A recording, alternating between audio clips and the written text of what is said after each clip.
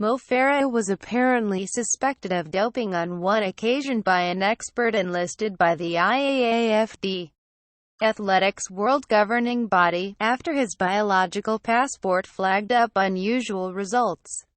But the documents suggest the International Association of Athletics Federations was later satisfied that the four-times Olympic champion was running clean after further testing.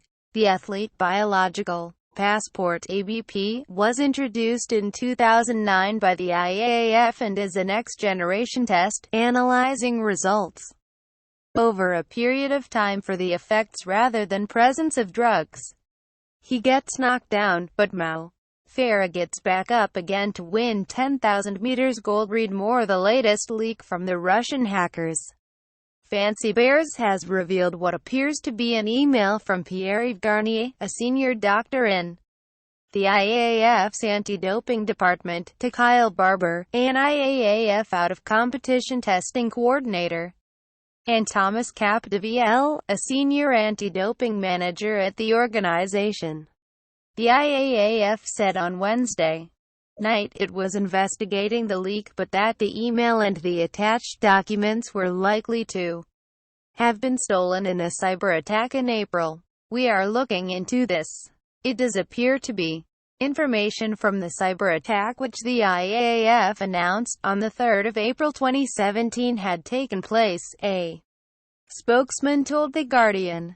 Farah is listed in two spreadsheets attached to the email, which appears to list a number of names of athletes next to their ABP results. In one file, beside the 34-year-old's name and under the headline, "Hematological Expert Opinion," is the comment, "Likely doping, passport suspicious, further data is required."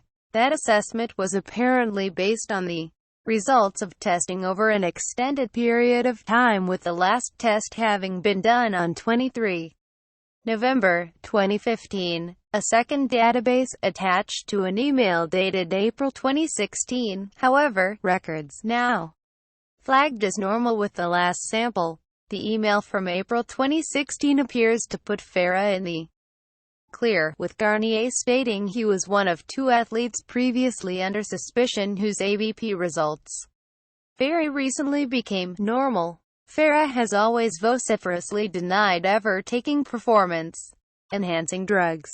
A spokesperson for Farah said on Wednesday night, "It has been widely reported that previous leaks from this organization have included false or altered documents, and we have asked the IAAF to urgently look into the validity. Regardless, any suggestion of misconduct is entirely false and seriously misleading." Farah has been subject to many blood tests during his career and has never failed a single one. "We have never been informed of any of Mo's test results being outside of the legal parameters set by the relevant authorities, nor has Mo ever been contacted by the IAAF about any individual result. It is totally incorrect and defamatory to suggest otherwise, and we will pursue any claims to the contrary through all necessary legal routes." Alberto Salazar, Farah's coach since 2011, remains under investigation by the U.S. anti-doping agency, and this probe is believed to be reaching its conclusion. A leaked interim USADA report was also put into the public domain earlier this year by the Fancy Bears hackers, a group believed to be motivated by revenge for the way in which systemic state-sponsored doping in Russia was uncovered.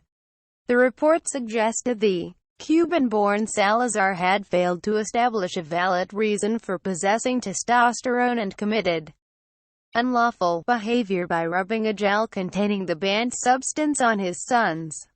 The report also raised suspicions and concerns about Salazar's practice of giving Galen Rupp, Farah's training partner, massages before big races, despite Nike employing massage therapists. Salazar has denied any wrongdoing. Salazar has always maintained his innocence, and issued a ferocious 12,000-word rebuttal to many of the allegations against him in 2015. In March, when the full leaked USADA report emerged, he released a statement which said, "I have clearly and repeatedly refuted allegations directed against me in the Oregon Project. I believe in a clean sport and a methodical, dedicated approach to training. The Oregon Project will never permit doping."